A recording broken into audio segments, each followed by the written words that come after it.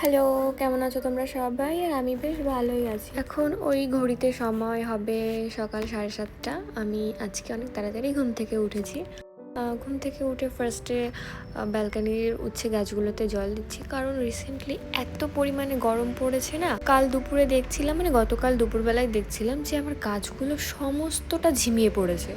মনেই হচ্ছে না যে গাছগুলো আর বাঁচবে কিনা, এত রোদের তাপ। 2-3 দিন আমি কন্টিনিউ জল দিচ্ছি, দেওয়ার পরে দেখছি যে গাছটা আবার স্বাভাবিকভাবে ফিরে এসছে। এখন অনেকটা ভালো পরিস্থিতি গাছের।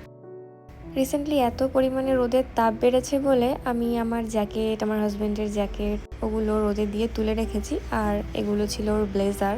আমার দুটো শাড়ি ছিল, সেই শাড়ি দুটো রোদে দিয়েছিলাম। মনে হচ্ছিল যে ঘরে থেকে না জানি ওইগুলো কাপড়গুলো নষ্ট হয়ে যাবে, তার থেকে একটু রোদে দিয়ে রাখি। অনেক সময় বাড়িতে আলমারির মধ্যে শাড়ি কাপড় চোপড় রাখলে কেমন নষ্ট হয়ে যায় না, যেগুলো পরা হয় না, অনেকদিন পরে বের করা হয়। আমারও সেরকম মনে হচ্ছিল, না দিলেও হতো, তবে ইচ্ছা হলো তাই দিলাম।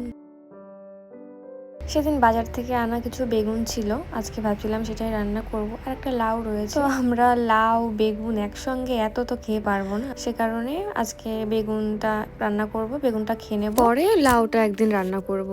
আসলে বেগুন লাউ একসঙ্গে আমরা দুজনে একবার কি দুবার খাই, তারপরেও এক শ্বাস দিয়ে আমাদের আর কি খুব ভালোভাবেই হয়ে যায়। 2-3 ভাগে রান্না করলে কি হয়, ফ্রিজে রাখতে হয়, সেটা আবার পরের দিন গরম করে খেতে হয়, সেই কারণে এক ভাগেই একটু কম হোক বেশি হোক আমরা খেয়ে নিই। ওই জন্য আজকে আর লাউটা ধরলাম না, বেগুন ভাজবো আর একটু পরে যাব বাইরে ডিম আনতে। মেঘলা আকাশ থাকলেও না বাইরে কিন্তু ভীষণ গরম, প্রচণ্ড, মনে হচ্ছে যেন গা পুড়ে যাচ্ছে। একটা চাউমিনও নেব, আমার এই চাউমিনটা খেতে খুব ভাল লাগে। আমি জানি না অন্যান্যগুলো কেমন, তবে এখানে আসার পর আমি ওটাই খেয়েছি আর ওটাই আমার কাছে অনেক স্বাদ লেগেছে, সে কারণে আমি বারবার ওটাই কিনি। এখন এখানে আমাকে পেমেন্ট করতে হবে। এই দোকানটাতে নিজেকেই নিজের পেমেন্ট করতে হয়, আর অন্যান্য দোকানেও মানে লোক থাকে, নিজেকে করা লাগে না। তবে আমি রাত দিন সবসময় এই দোকানটাতেই বেশি আসতে পছন্দ করি। আসলে আমার অতিরিক্ত ভিড় না পছন্দ হয় না, এই দোকানটাতে লোকজন কম থাকে।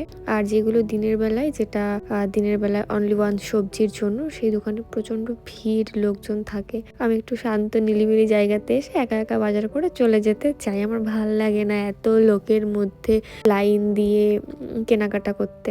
জানি না কেন, তবে আমার সত্যি একদমই ভাল লাগে না বলে আমি একটু দাম বেশি হলেও এখান থেকে নিয়ে যাই। আর এটা যেহেতু আমার ঘরের নিচে, সেই জন্য কোনো রকম কোনো সমস্যা হয় না। এখানকার স্টাফগুলোর সঙ্গেও আমার বেশ ভালো পরিচিত হয়ে গেছে, মানে ওদের কখন কার শিফট আছে আমার এমনি মুখস্থ হয়ে গেছে, যে রাতে গেলে এই লোক থাকবে আর দিনে গেলে এই লোক থাকবে, এরকম একটা ব্যাপার হয়ে আছে। ঘরে আসতে তো বেশিক্ষণ লাগলো না, 1 মিনিট। তবে একটা সিগন্যাল আমার পার করতে হয়, কারণ রাস্তার অপোজিটে যেহেতু দোকানটা। আনতে আনতে না আমি একটা ডিম ফাটিয়ে ফেলেছি, কিভাবে আমি নিজেও জানি না। তবে আমার মনে হচ্ছিল যে একটা ডিম ফেটে গেছে, তো বেশি একটা পড়েনি। ডিমগুলোকে প্রথমে আমি আমলেট করব, এমনিও আমাকে ফাটাতে হতো। তোমরা প্লিজ আমার এই প্যানটাকে, ফ্রাইং প্যানটাকে ইগনোর করো। এটা অনেক পুরনো, আমার হাজব্যান্ডের কেনা আর কি, ও যখন এই ঘরে এসেছিল তখন থেকেই কেনা। আমি এখানে এসে কোনো কিছুই কিনিনি, বিশেষ করে রান্না বান্নার কোনো জিনিসপত্র। তবে আমি নিজের চা কফি খাওয়ার জন্য, একটু বনভিটা এটা সেটা হরলিক্স খাওয়ার জন্য ওই একটা দুটো কাপ ছোট বড় কিনেছি। তাছাড়া আমি রান্নার যে আমি তেমন কিছুই কিনিনি, সমস্ত কিছু গোছানো আমার হাজব্যান্ডের সংসারে, ওর একার সংসারের জিনিস এখনো আমি ব্যবহার করছি আমাদের দুজনের সংসারে। তবে আমার এই তরকারি ফরকারি রান্না করার জন্য আলাদা একটা কড়াই রয়েছে, কিন্তু সেটাতে না ডাল রয়েছে বলে ফ্রিজে রাখা, ওটা আর বের করলাম না। এটাতে ডিম ভেজে এতেই একেবারে চাপিয়ে দিলাম তরকারিটা। বেশি তো আর না, অল্প একটু, সেই জন্য আর কোনো সমস্যা হয়নি। এরকম সাদামাটা তরকারি না বহুদিন পরই আজ রান্না করলাম। তারপর দেখছিলাম ভাত যা ছিল, একজনের বেশি হবে আবার দুজনের কম হবে, সেই জন্য ভাত বসাবো কি বসাবো না ভাবতে ভাবতে ভাবলাম কি যে না, বসিয়েই দিই। তারপর ভাতটা চাপিয়ে দিয়েছি, আর এদিকে জলটা আমি মাঝে মধ্যে এত কম বেশি করে ফেলি, তারপরেও আমি ভাত বসাতে গিয়েও একবার চেক করি যে জল ঠিক আছে কিনা, তো সমস্যা নেই, ঠিক আছে। আর এখানে আমার হাজবেন্ড পড়ে থাকা মাছের মাথাগুলো দিয়ে ডাল রান্না করেছিল, খুব সুন্দর রান্না করেছিল, কিন্তু দেখো কখনো ফ্রিজে ঠিক করে ঢোকায় না, সেই কারণে নষ্ট হয়ে গেছে পুরোটা।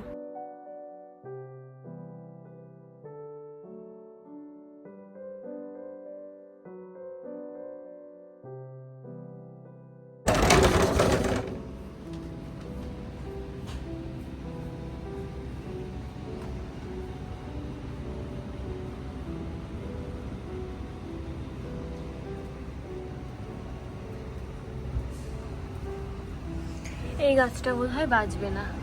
এটাও উচ্ছে গাছ না, কি গাছ এটা? মা না তো, হ্যাঁ তো, আমি জানি না এটা কি গাছ। সেই তো লাগছে না, কি কি জানি। না না, উচ্ছে না, উচ্ছে তো এইটা। তাহলে এইটা কি? আমি জানি না এটা কি গাছ। আমার হাজব্যান্ড হয়তো লাগিয়েছে, আমি জানি না, সত্যি জানি না এটা কি গাছ। কি সুন্দর না উচ্ছে গাছগুলো লাগছে দেখতে, দেখো।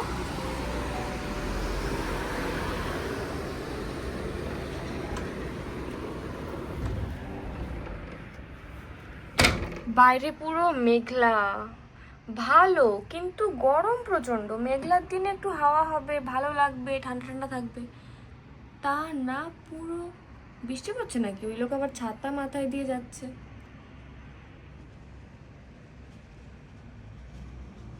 কি জানি, জানি না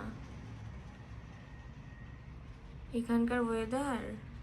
এমা মনে হচ্ছে বৃষ্টি হচ্ছে। ওই যে কে, ওটা হচ্ছে আমাদের দোকানেই যাচ্ছে, মিজুরফু।